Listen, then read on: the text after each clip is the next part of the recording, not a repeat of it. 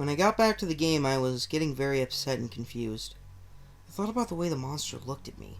The game couldn't have heard what I said. That's impossible.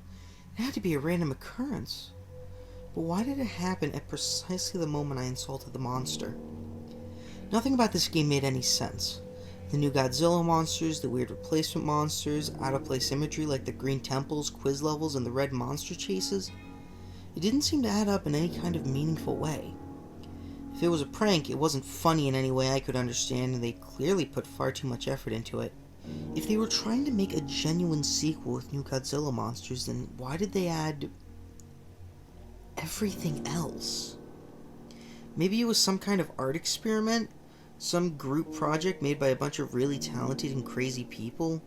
They lost the cartridge somehow, or maybe they intended for some random person to find it. It was all fruitless guessing. As far as I could tell, there was only one way to figure out what the deal with this game was. To play it through to the end. Maybe, just maybe, there would be something in the credits. An explanation by the creators as to why they made this. Or it could be something much more cryptic and strange. Maybe even something horrifying. Before I got a good look at the Dementia board, I considered replaying Trance to see if the red monster would look at me again. But I decided against it.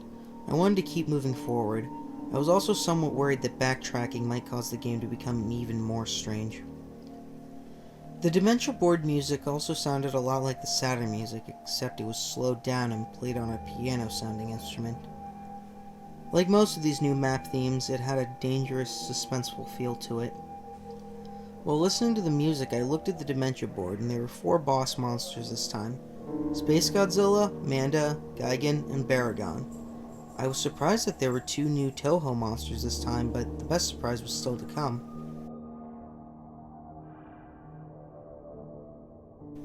I started the quiz level, and here's another list of the results in the same format as the last one. Quiz 2.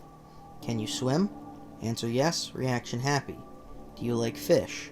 Answer yes, reaction sick. Can penguins fly? Answer no, reaction sad. Can it spin in all directions? There was no clarification of what Face meant by it, so I just guessed. Answer no, reaction surprised. Do you breathe oxygen? Answer yes, reaction weird face number 8. Is it night where you are? Answer yes, reaction weird face number 6. Do you like cats? Answer yes, reaction confused. Is water wet? Answer yes, reaction angry. Have you ever broken a bone? Answer no, reaction happy. Do you like your job? Answer yes, reaction hurt. Would you like a new monster? Answer yes, reaction weird face number 11. I wasn't entirely sure at the time what Face meant by new monster, but I couldn't resist answering yes just to see what would happen. The result was mind-blowing. The game took me back to the board, and I had a new playable monster in the form of Anguirus. Ever since I was a kid, I always wanted to play as Anguirus since he was my second favorite Godzilla monster. And plus, I'd never really liked Mothra all that much. I moved my new Anguirus piece over to the level right next to it, eager to test out my new monster. But before I get into the level description, I'll talk a bit about Anguirus. Using the up and down buttons, you could choose whether Anguirus stood in a bipedal stance or crawled around on all fours.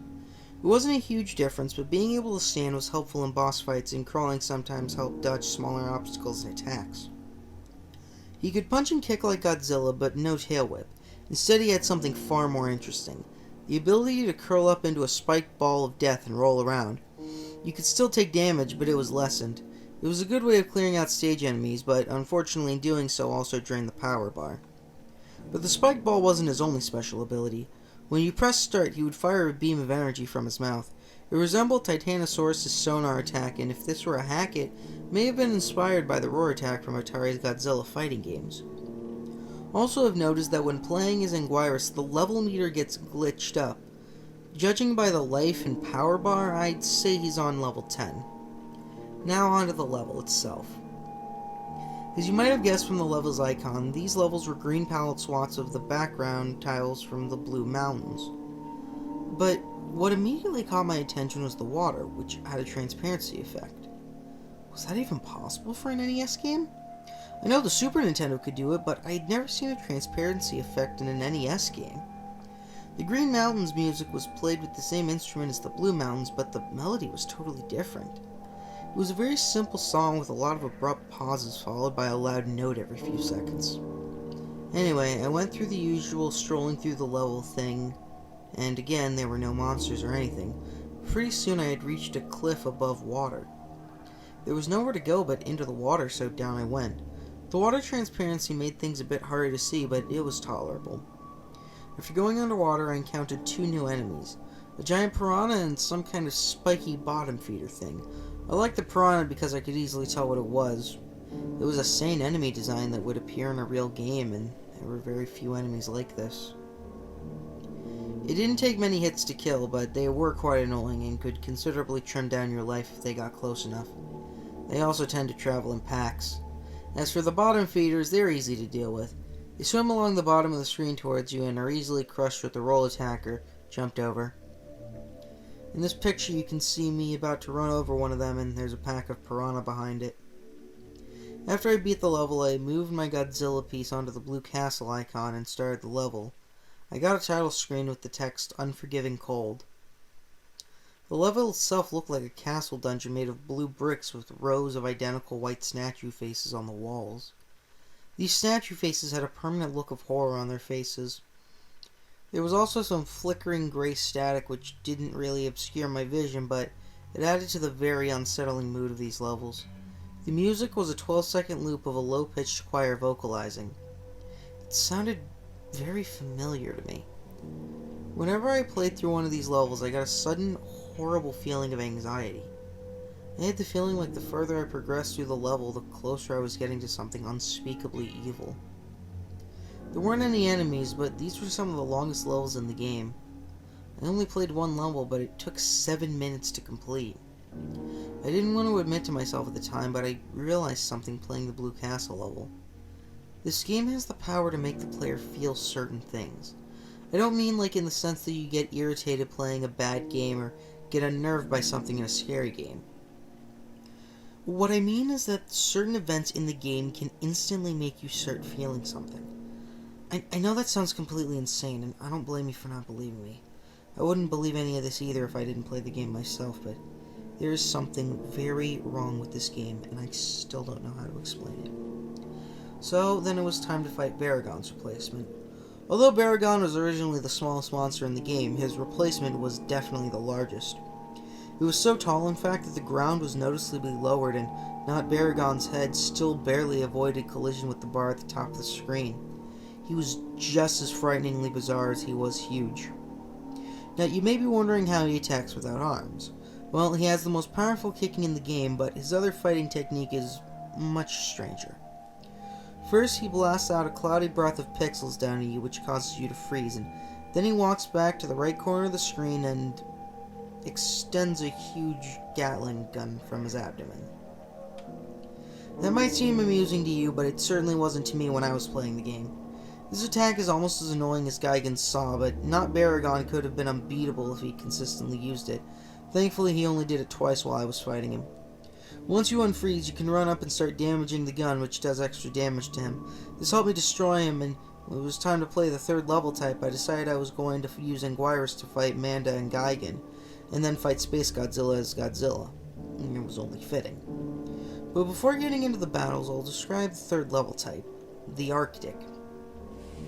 The Arctic is exactly what you'd guess from the name, an icy tundra with a few watery segments. The music reminded me a little bit of Northern Hemispheres from Donkey Kong Country in 8-bit form. A very dangerous sounding song, and it made me think about being trapped under a tundra and freezing to death. There were 2 new enemies in this stage. The first was a creature frozen in a block of ice. They block your way, and you have to use the heat beam to thaw them out of the ice. They look a bit like a smaller version of Nakazora, only without the eye. When freed, they do a strange crawling movement and push you backwards. It doesn't cause any damage, but it's still a bit annoying. After dealing with the Iceman, I kept walking for about a minute or two, and then I came upon a water segment. I jumped in, and at this time I managed to get a screenshot showing how the water splashes when you jump in. I don't know how they programmed that, but it's pretty impressive. Another interesting thing is how the screen changes focus when you go underwater. Here you can see the other new enemy, a little thing I call the Spike Walker. They walk towards you and explode randomly, or instantly if you attack them, sending spikes in every direction. The spikes don't do much damage, but they did get me dangerously close into falling into a pit a few times. Oh, and speaking of the pits, down into the water the game has a platformer element. Bottomless pits. There weren't any of these in the original game since it was strictly an action game, but the pits were a neat addition. After getting back on land, I encountered a very unexpected mini-boss, Maguma, the walrus kaiju. I know this game had some obscure monsters to begin with, but wow. Not that I'm complaining, it's a pretty cool cameo for such an underappreciated kaiju. Maguma's fighting tactics were very simple. He had a freeze beam and he could charge into you.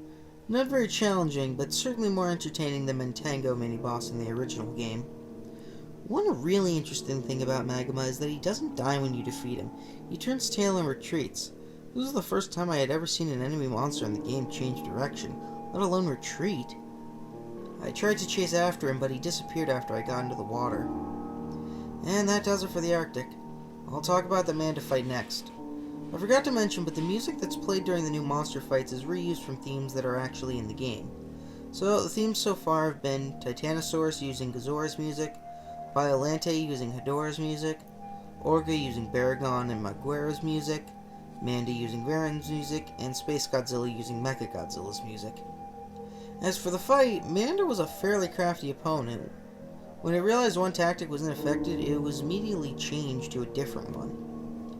Manda used quite a few tricks like spitting fire, biting, and the most infuriating of all, constricting. It doesn't mercilessly drain your life down like Gigan's Cutter, but it was by far Manda's strongest attack. One last thing to note that I found pretty cool was that the Atragon showed up during the fight to help me out. Manda crushed it with ease, but it was still pretty cool. After I slayed Manda, I played through an Arctic level for health power-ups, and then I was on to Gigan's replacement. When the fight started, I was very confused because there was nothing there. I thought this was going to be like the Titanosaurus fight in Pathos, but just about the time it would have been to go back to the map, a piranha appeared on screen. But it wasn't there for long. As soon as it appeared, the speakers emitted an ear-splitting screech, and Not Gigan flew in and ripped the poor fish into pieces. Well, that's one way to get the player on their toes. The abrupt entrance scared the hell out of me and got my adrenaline rushing, which in retrospect was a good thing because Not Gigan was one of the fastest, most unrelenting opponents in the game. Not Gigan was tough, but my new skills with Anguirus helped me even the score. It was still an incredibly intense fight. Not Gigan's attacks consisted of some kind of blood laser he spews from his mouth and a downward slash. I was expecting some hellish variant of the buzzsaw attack, but thankfully there didn't appear to be one. The howl attack was invaluable in defeating him. I would have taken more pictures of my fight, but I really had to concentrate. After that, there was just one monster left to take down, Space Godzilla. As mentioned earlier, I used Godzilla for this fight. Space Godzilla's fighting technique was rather frustrating, but admittedly a very clever idea. Space Godzilla would use his energy to create two flying crystals which would reach the ground and become crystal spires. These spires not only would block you from reaching Space Godzilla, but also allowed him to constantly recharge to full energy and blast you with a deadly fully charged Corona beam. Until you broke the spires, that is.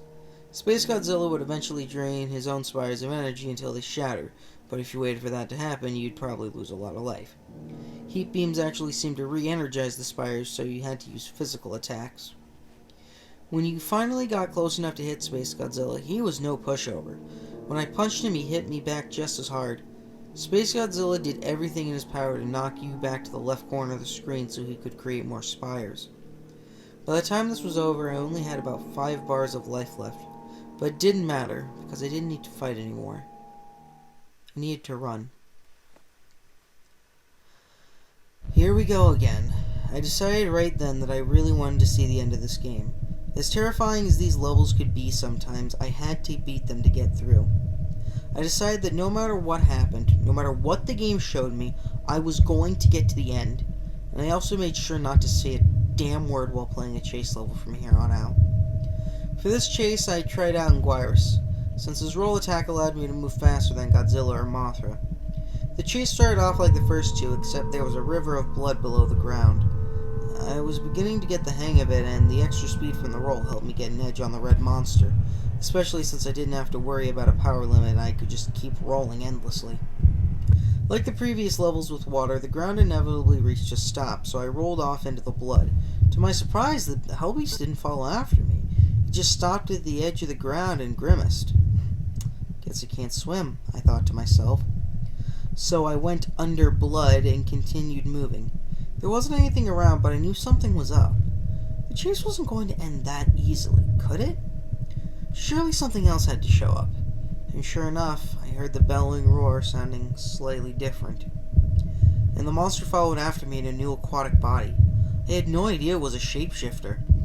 After it reappeared, the chase started to get into the difficulty I had expected.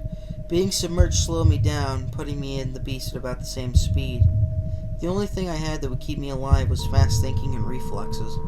I encountered some bottomless pits in which mines floated up from. I assumed that if you hit one, it would damage you and knock you back. Considering how fast the red monster swims, hitting the mines would be instant death. So I went through great effort to avoid them.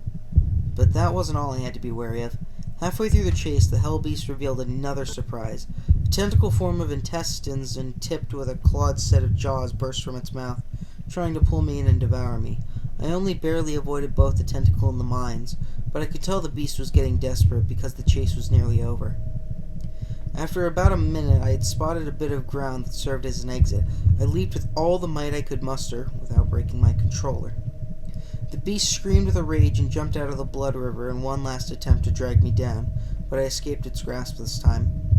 I fell back on my bed and took a deep breath, satisfied with yet another successful escape. Now I was headed to the fifth world, Entropy.